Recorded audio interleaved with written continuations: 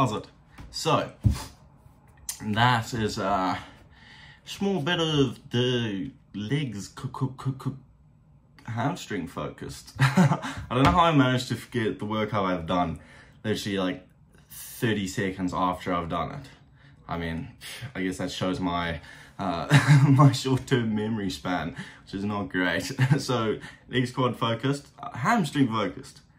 I think quad just rolls off the tongue easier. So, whatever.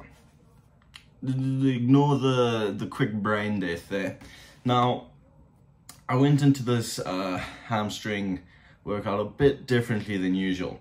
So, partially because of a time crunch, and then also partially because I just kind of have been enjoying experimenting with different types of training, like levels, like intensity levels, just because it's interesting, you know? You need to try to learn as much as you can about the way your body works and what works best for your body. So, that in mind, normally I would go and I would do quite a high quantity, so a high rep range, lowish weight for hamstrings, so I can just really get that squeeze and tensioning of the hamstring. Now, today I went in with the intention of doing low rep range, high intensity, quick, right? So just back to back to back, high intensity, like heavier than I would normally do, and just really like grunting those reps out. Now, I didn't just go into this and like come up with this idea on my own. I forget who it was. It was one of those old bodybuilders. It wasn't Lee Priest. It was whomever. Doesn't matter. The point is, his like reasoning behind, you know, high intensity, small rep range, heavy weight was the idea that legs are like endurance, like an endurance body part. So we're always walking, we're always running, we're always like moving with our legs. Hence, you know, our legs are used to a long period of strain.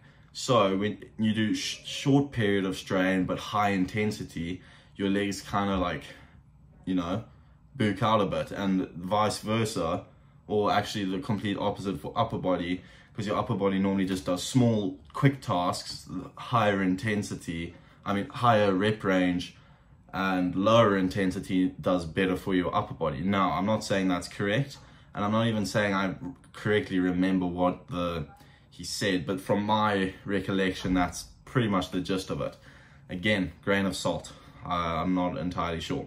So I pretty much went into it with that sort of process in mind. Let me go heavier weight, just really grunt it out for small reps. So, and then high intensity, just, you know, do lots of the, just do the sets essentially back to back. Not really, I still took like breaks between sets. So my experience, let's have a quick think. You know, I'm not gonna say it was incredible and revolutionary like with some of the things I've been trying.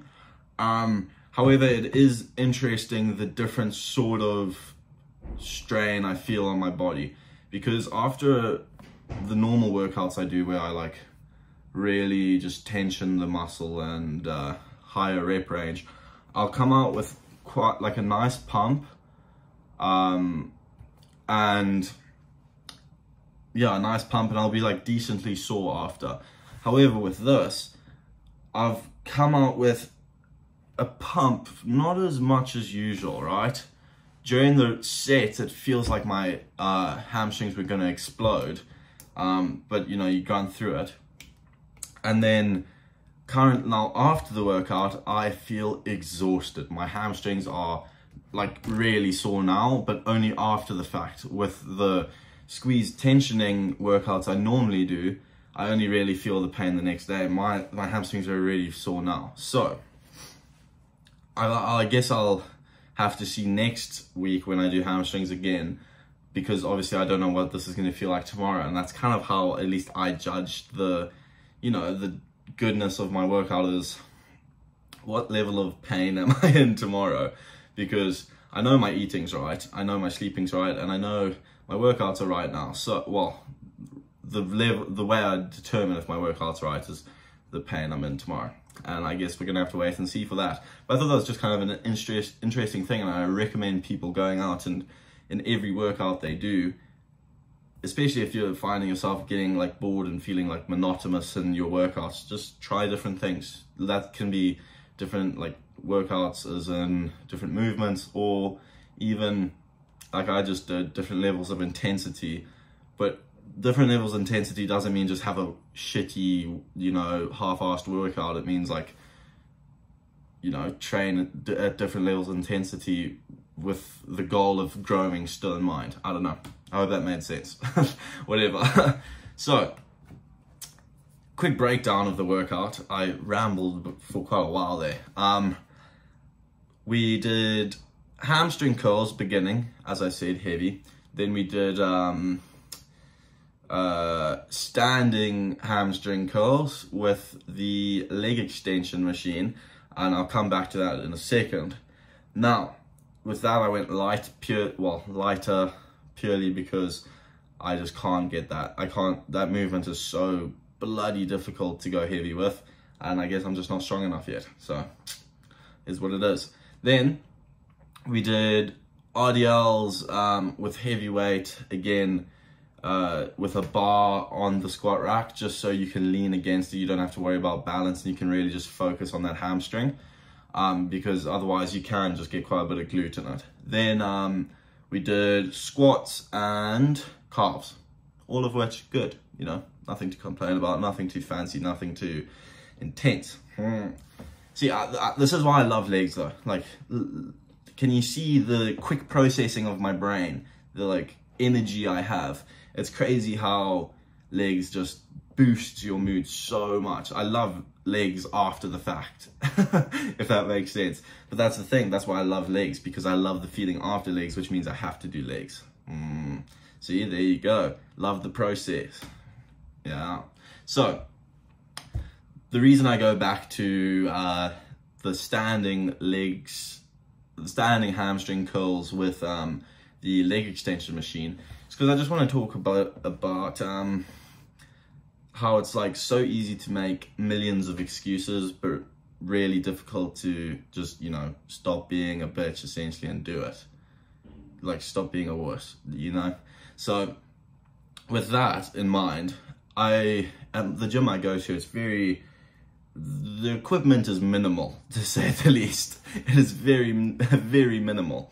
And when equipment is minimal, it's easy to make a whole lot of excuses and be like, oh, it doesn't have this piece of equipment, so I can't do this movement, which means I'm just going to skip it altogether, blah, blah, blah, blah, blah. Now, with hamstrings, there is about jack shit and sweet fackle equipment. It's horrendous. So, make a plan, you know, don't make an excuse, make a plan. And in this case, the plan was, let's use the leg extension machine to do hamstring curls. Is it the most perfect feeling? No. Is it ideal? Probably not. Is it working my hamstring more than if I did nothing? Yes, most definitely. Like, you get what I mean there. It's all really, are you willing to, you know, find a way to do something, or you're just gonna give up and let somebody else find a way to do it instead, because someone will, and then someone's going to be ahead of you in life in general. Take it a bit further. You can take things outside of the gym as well and just think, if I don't do this piece of work now, and I just, you know, procrastinate and squirm around it because it's difficult and I don't want to think of a way to, you know, do it, somebody else out there is definitely going to be thinking of ways to do it, and they're definitely going to do it, leaving you behind. And do you want to be left behind in life? I don't think so. I know I don't. So, keep that in mind. Well, I hope that's been a little bit of food for thought. That being said, take everything with a grain of salt, because I am not a doctor, nor a scientist, nor anyone really. I'm just me. some fella. Oh dear. So yeah, everything I say with a grain of salt. Hate to be the source of some misinformation, but I hope you can at least implement smidgen into your life. Anyway, thanks for watching, and I'll see you tomorrow.